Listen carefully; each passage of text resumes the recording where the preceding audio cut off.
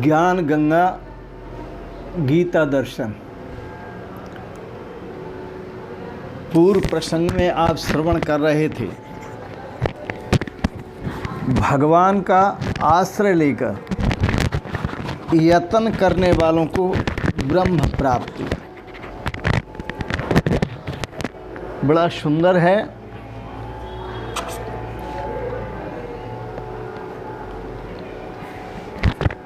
भगवान का आश्रय लेकर यत्न करने वालों को ब्रह्म प्राप्ति। आज के प्रसंग में भी भगवान की शरणागति के भाव को ही श्रवण करेंगे। मुझे इसकी गहराई में बड़ा स्वयं में भी आनंद आ रहा है। मैं पुनः गीता अध्याय 7 के 29वें श्लोक को लेता हूँ। जरा मरण मोक्षाय मामाश्रित्य यतन्ति ये ते ब्रह्म तद्विदु कृष्णम अध्यात्मं कर्म चाखिलम। भगवान श्री कृष्ण कहते हैं, जो मेरे शरण होकर जरा और मरण से छूटने का यत्न करते हैं, मृत्यु से बुढ़ापे से छूटने का यत्न करते हैं, वो पुरुष उस ब्रह्म को कृत्स्नम संपूर्णता से, अध्यात्म तत्व को अखिलम संपूर्णता से, कर्म विदुः और कर्म को संपूर्णता से जानते हैं। बड़ा सुंदर है।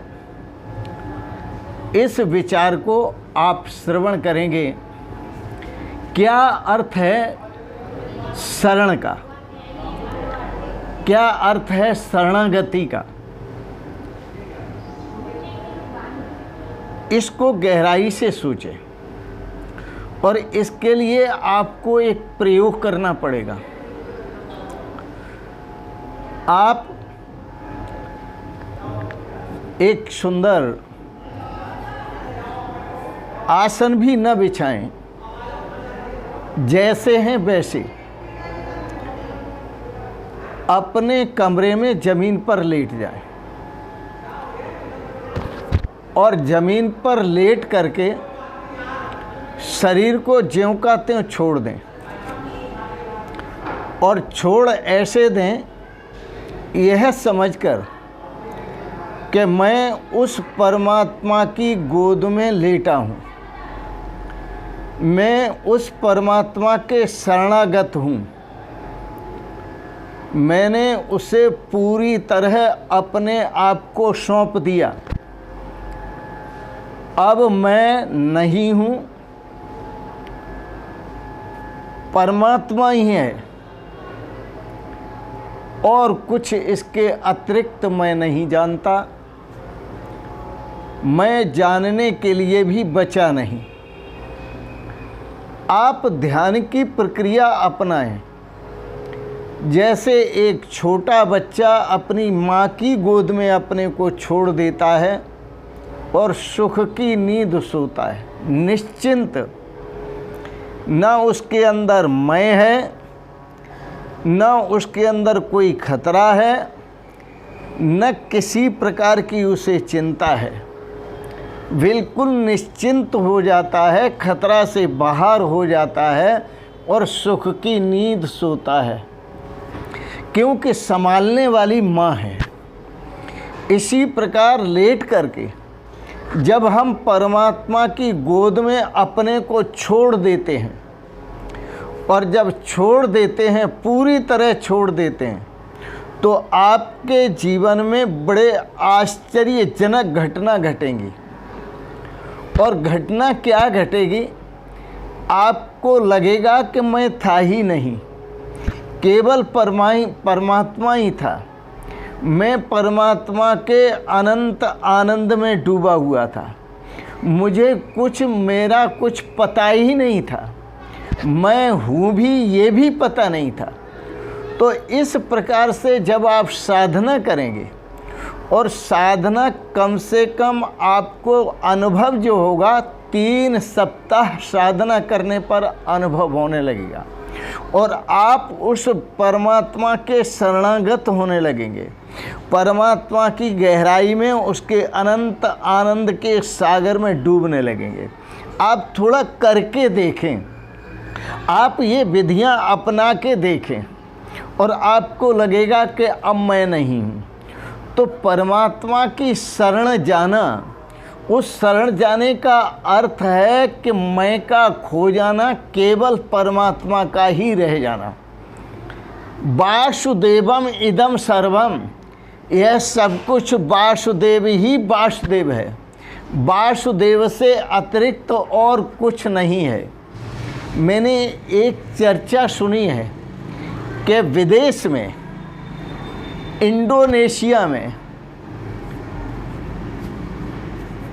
वह चर्चा बड़ी मीठी है।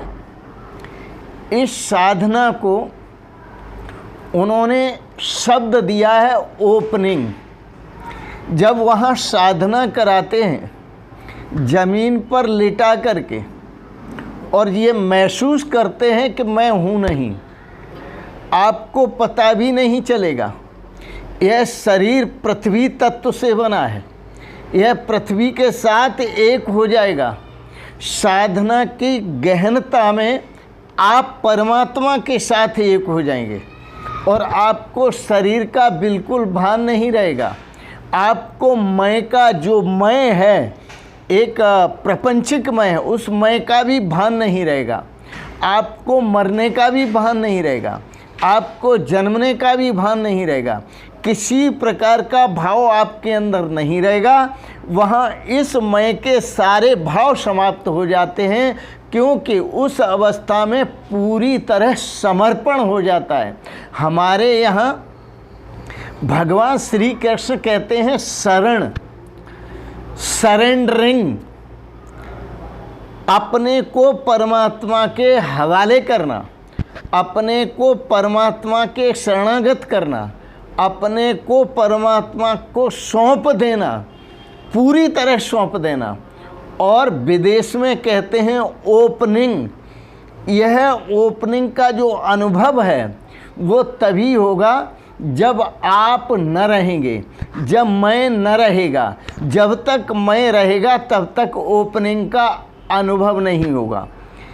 यह विदेश की भाषा। भगवान श्री कृष्ण कहते हैं जब तक तुम रहोगे, जब तक तुम्हारा मैं रहेगा, तो मैं तुम्हें कभी दुखों से नहीं बचा सकता, परेशानियों से नहीं बचा सकता, कष्टों से नहीं बचा सकता, बुढ़ापे से नहीं बचा सकता, मरने से नहीं बचा सकता।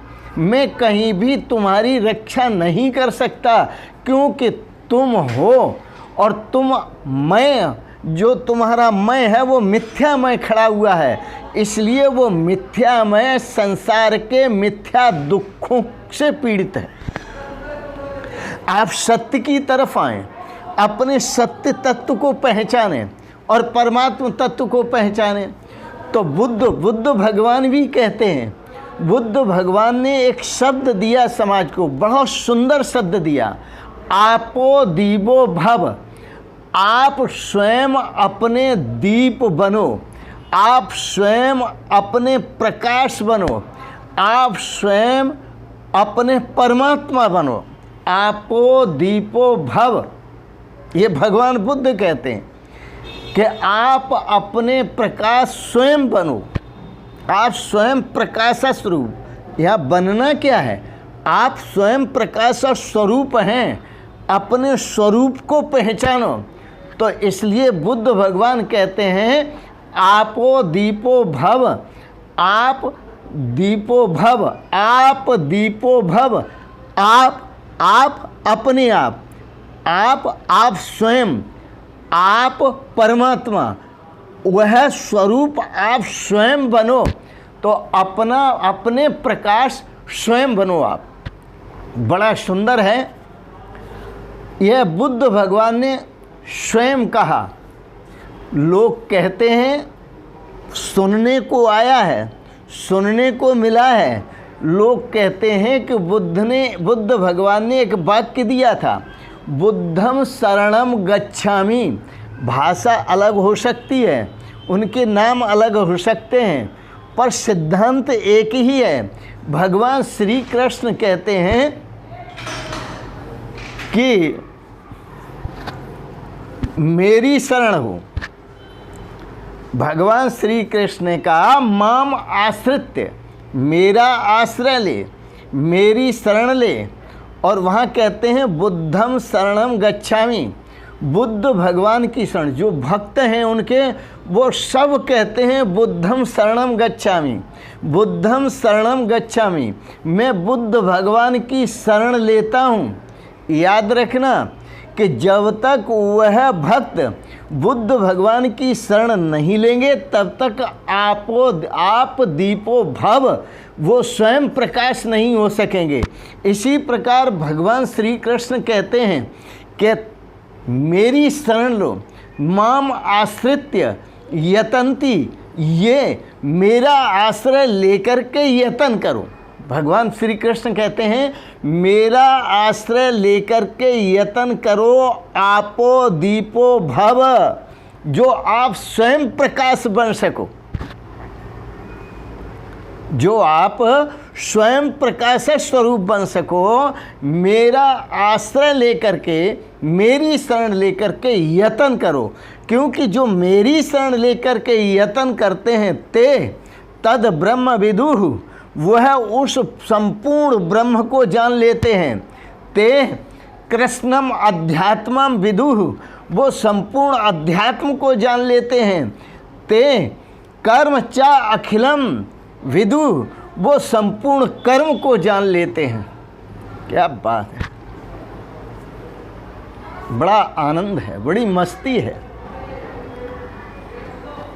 बात भगवान श्री कृष्ण बड़ी स्पष्ट और साफ सुथरी कह रहे हैं।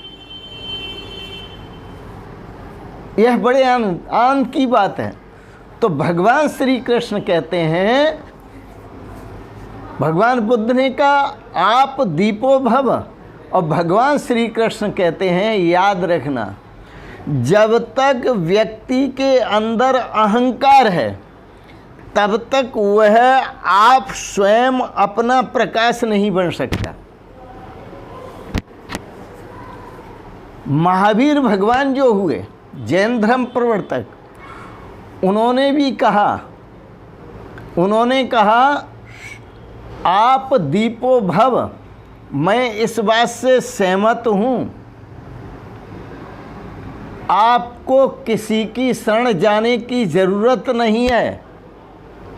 लेकिन भगवान महावीर ने कहा जब तक आप शरण नहीं जाओगे तब तक आपो दीपो भव, आप स्वयं, आप दीपो भव, आप स्वयं अपने दीपक नहीं बन सकते, आप स्वयं अपने प्रकाश नहीं बन सकते।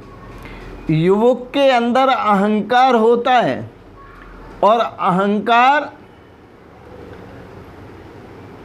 हजारों चरणों में होता है, कहीं से भी कूद पड़ता है। अहंकार बड़ा विचित्र है, ये शरण होने नहीं देता मैं और किसी की शरण में जाऊं। अहंकार झुकने नहीं देता। अहंकारी बड़े विचित्र होते हैं, वो टूट तो जाते हैं पर झुकते नहीं हैं, टूट तो जाते हैं पर झुकते नहीं हैं। लेकिन जो शरणागत हो जाते हैं वो अहंकार से मुक्त हो जाते हैं, और अहंकार से मुक्त होकर के वो परमात्मा ही हो जाते हैं, परमात्मा के स्वरूप को ही प्राप्त कर लेते हैं।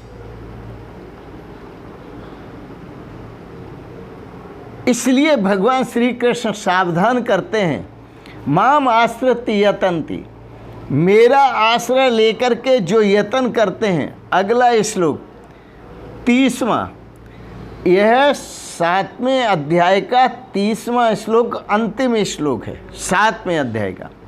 भगवान श्री कृष्ण कहते हैं अपने समग्र स्वरूप को जानने की महिमा का कथन। आप अपने समग्र स्वरूप को जान लेते हैं, उसका कथन करते हैं।